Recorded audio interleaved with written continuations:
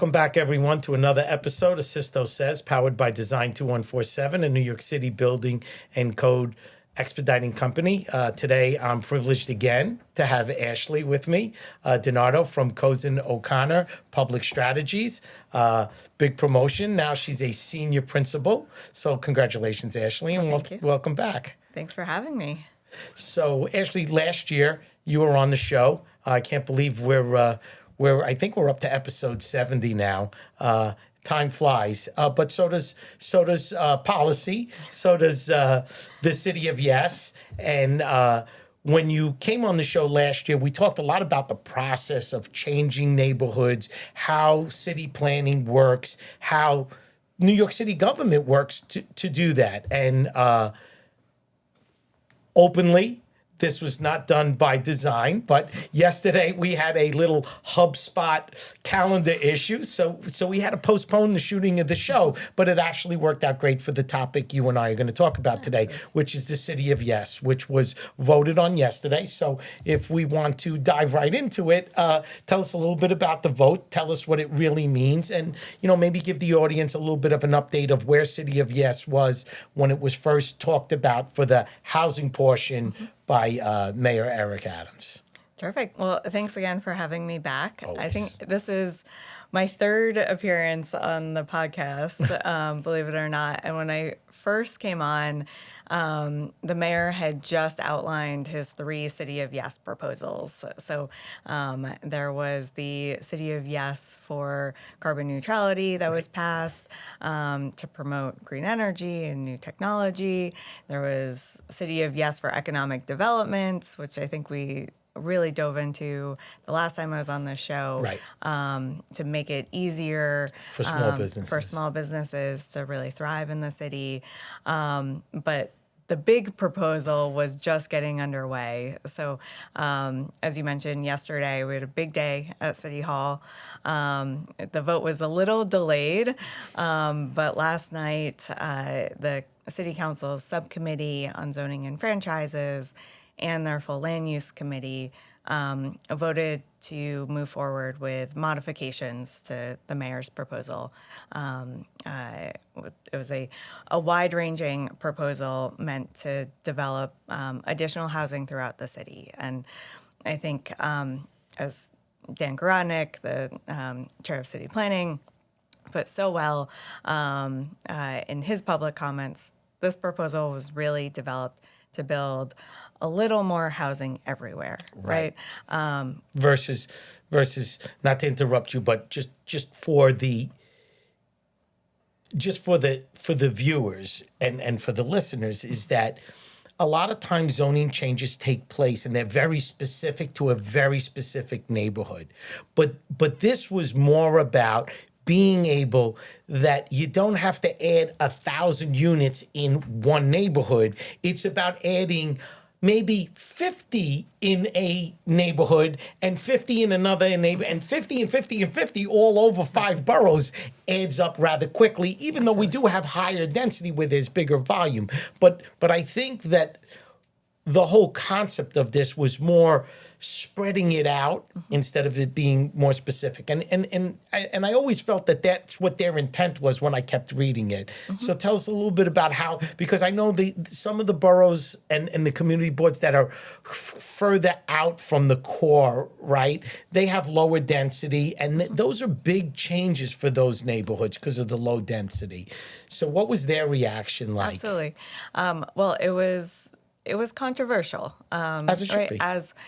Exactly. Anytime there's a bold plan and a citywide plan, you will have any number of opinions, right? There are, 9 million New Yorkers, and we all have, at least one opinion. At least. And so there were concerns from lower density districts about how some of the aspects of City of Yes would impact their communities. Correct. So, for example, one of the proposals in the original plan would do away with parking minimums, right. which, as many of your listeners throughout the know, entire city. Throughout the entire city, right? Already, if you're building in, say, the core of Manhattan, you don't need to include parking in your development, but in a lot of other places, you do. Well, right here in Brooklyn, we were always required. That was part of, quality housing, right? Right. We had to give them 50% of the units, and that was a big deal. Yep, and it's incredibly expensive, and it takes up real estate. Right. And not apartments. Exactly. And in areas close to a subway or a train, it's often underutilized. And so the city proposed doing away with those. But in districts where you do have higher levels of car ownership, communities were very apprehensive about bringing in additional residents and what that does for on-street parking and sort of their quality of life. And so as part of the council's modifications. What I had read this morning, and again, they're articles, and obviously this is still subjective because it's not ratified yet. They're going to go for a vote December 5th, right? City Council, I believe, is the next step. Correct. So when I was reading it, it really made a lot of sense to me. Just flying little birdie in the sky, looking down, saying, okay, well, you're in the core, and most people in the middle of Manhattan use mass transit. They don't have, or most people prefer not to have cars, right? So why would you give them parking? And then the next place, it was, well, maybe it's a little bit of both, so we'll give them some parking, but not as much. But yet, when we go way out into the end where it is really relied upon to use a vehicle because of it, we're going to change that zoning there. So I think that there was a good thought process to it. But as I always say, the thought process and the implementation is where what you do every day for your firm, where you represent a lot of times the community and sometimes you actually represent the developers. So you have to find that balance. And I think this part of the zoning is trying to find a little bit of that balance. Absolutely. I think, what we do at Cozen every day on the public strategy side is try to help our clients navigate these conversations, right? And how do you bridge the gap between what our client, a developer, may want to build and what the community wants to see. Correct. And create a real win-win where we're delivering housing in a period where we have a severe housing crisis. Yes. And really, I don't want to say improve the community, but really strengthen the fabric of that community. Well, and again, Sheldon Lobel once told me many, many years ago as a mentor of mine that he helped with the 1961 zoning resolution. And if you think about it, this is probably the largest major change in 63 years to come about. That's a long time. Yes. Things have changed in New York City in 63 years. A little bit. Okay. I think, again, I know we've spoken about it when I've been on the show in the past. Change is difficult, but it was really necessary. And I think, the fact that in addition to the changes to the zoning code that will go into effect when this is approved next month, there was also a significant contribution both from the city and the state. Right. I thought I saw Governor Hochul proposed Yes. $5 billion. So there's a total of $5 billion that was agreed to a lot of money. yesterday.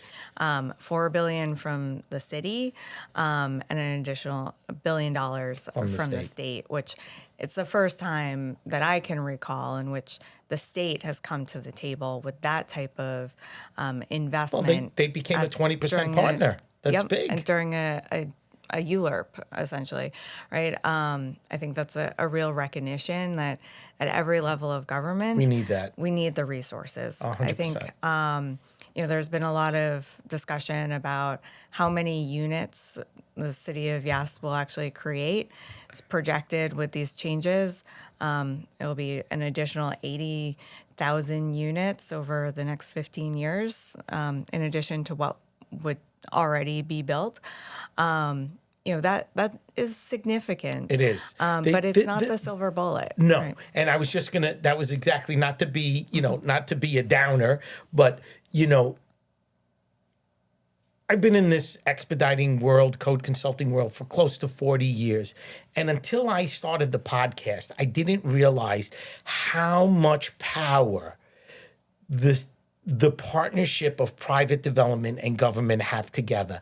And so many guests have opened my eyes to it because I just was naive to it. And I'm being 100% blunt because I didn't realize that developers, it doesn't work without their support. So if we could get the city of Yes going in this direction, and we could get 485X to get some way, somehow for that to work, and we can buy into that, and you put the two together, we'll build housing. Developers will build until they go out of business. That's what they do. But that doesn't mean they'll build here. The biggest issue that I saw is when places like New Rochelle or Mount Vernon changed their zoning to allow these bigger type buildings along their transit lines, it exploded. So developers are like, well, we know how to build here. We could build there too. And we could build in Long Island, and we can build in New Paltz, New York, and we can build in Kingston, New York. You know, building is building. So I'm very optimistic with the city of Yes, and hopefully with some of these other programs that we'll get back into the when we built a lot of units under 421A and quality housing where it was 80-20 or 70-30, but we were turning a lot of units out, and you worked on a lot of them because you were part of that zoning process. Yeah. I think the other thing that really sticks out from yesterday's vote and this $5 billion package of investments that the city and state have committed to is that, yes, it is about, what are the incentives and programs that we need to build new housing. But there's also, I believe it's $2 billion in infrastructure improvements, course. right? You can't build. If you don't have water, gas, and electric, upgrade you can't, the sewage system or plan for schools Right. and open space, right? Those are all critical components to communities. And Sure. I think that was some of the concern that I heard in speaking with folks in the council, and we certainly heard it from community boards. This was a citywide effort, and in sort of a more neighborhood-wide planning process. Those are all things that council members are able to negotiate with the city, right? When you look at some of whether it's Long Island City or Atlantic Avenue, these neighborhood-wide rezonings that are in process now, those are the things that they're talking about at the neighborhood level of, okay, if we're going to change the zoning, This is what happens. how do we plan for other services? Right. To make And sure that's these always been communities one are of my served? contentions, when I do have guests on and we talk about it. We talked about office to residential conversion. We talk about changing this district to that. When people move in there, the dynamics of that neighborhood change drastically. Mm-hmm. Where do you shop? Where do your kids go to school? Where do you drop off your children to daycare? One of the things that we do a lot of is we right now on the buildings that we TCO'd a year and a half ago, a lot of the retail space we have on the first floor, I want to say 1 out of every 2 buildings that we do, one of them is a daycare. Mm-hmm. One. Because you just moved 250 people into a building. Now, what are the demographics and the percentages? But the percentage is awfully high that they're young families who are working, regardless of whoever's living in the building, people need daycare. Mm-hmm. So that was a use that it wasn't as prevalent as it is now. And I think that one of the things that I found very enlightening when I read The City of Yes is that I think this time around, they took a lot of time to understand the uses that neighborhoods need, mm-hmm. right? For anything. Some of them were so antiquated, making, potato sacks. Okay, well, no one's making potato sacks in New York City anymore, but it was in our zoning resolution. Mm-hmm. So I think they did a really good job to understand how to make it easier for small businesses to get in the bigger neighborhoods and the smaller neighborhoods and reward the neighborhoods for people to have access to these things. Right. And I think the other thing that I think it's important to remember is that the city of yes doesn't mean that, it's not like tomorrow we're going to have 80,000 additional units, right? That is the greatest point that you've made before, and you need to tell the audience a little bit about, the process, because we keep seeing all the buzz in the newspaper, but now there's this thing that happens. Right. I think, City of Yes is about making it easier to build so that certain types of developments don't have to go through a lengthy public approval process, I should say lengthy and very costly public approval process, right? That hinders development of needed housing units. This just makes it easier. It opens up what's allowed, and so you may be able to add an accessory dwelling unit if you have a basement or a backyard that can be converted, a garage.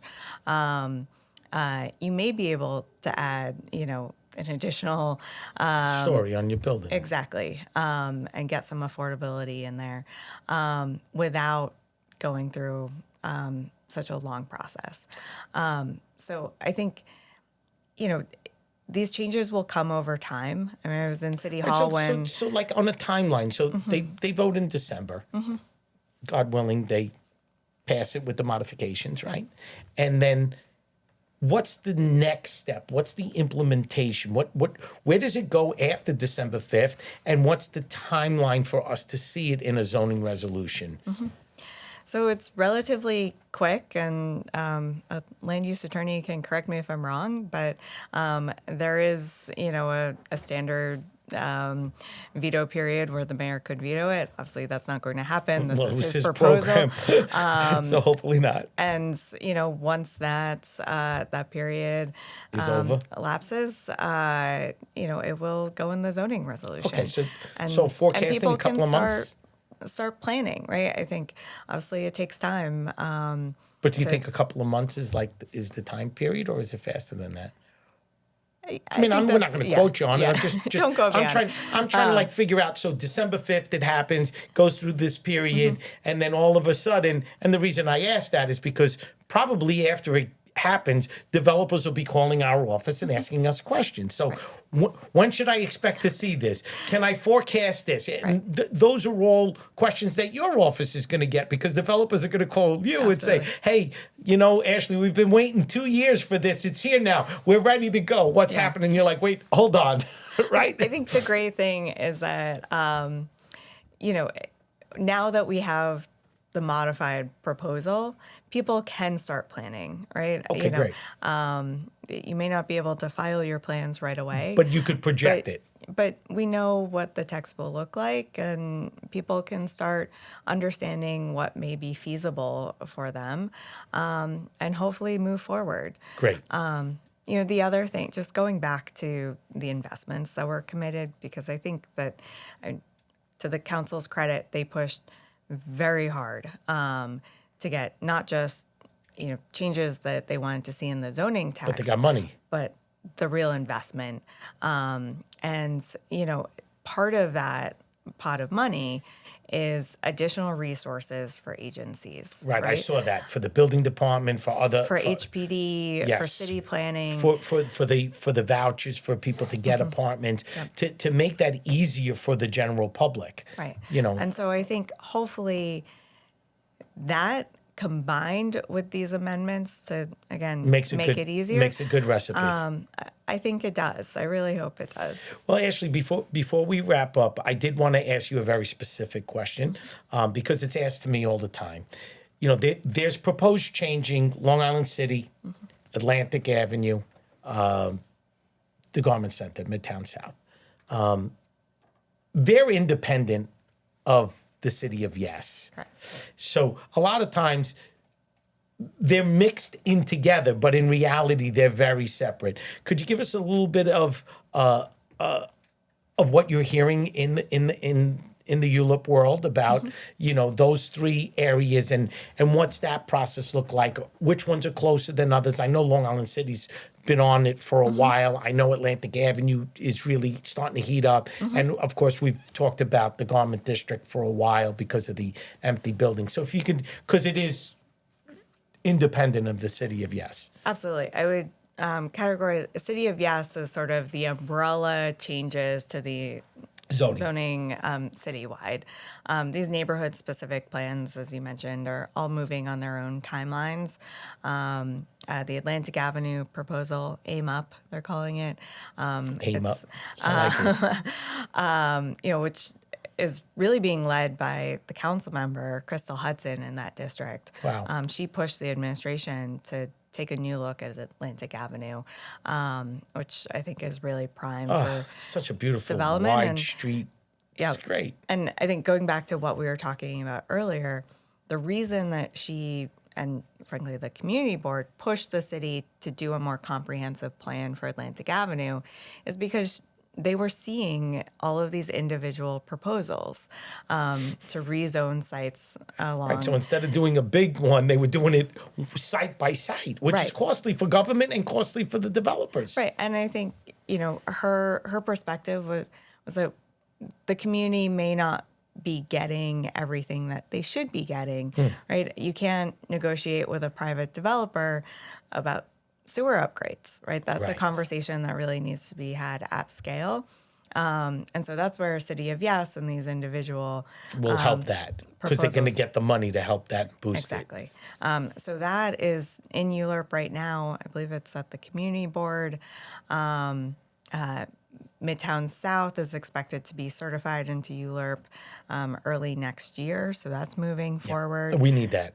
And Long Island City, that process, right? People have been talking about Long Island City for a long time. As long as It's still in the early planning stages, right, but it's really moving more forward very quickly. for the outlying areas outside the business zone. Correct. Right, because that's now they're getting this mixture of these big buildings, manufacturing, light manufacturing, heavy commercial, and yet we have these pockets all around where the transition is happening. So we're very much in tune with it. But again, I think just the idea that they're thinking about the change and they're spending time and just like Atlantic Avenue, they recognize the need, for it to work for both sides, not just for the developer and not just for the city.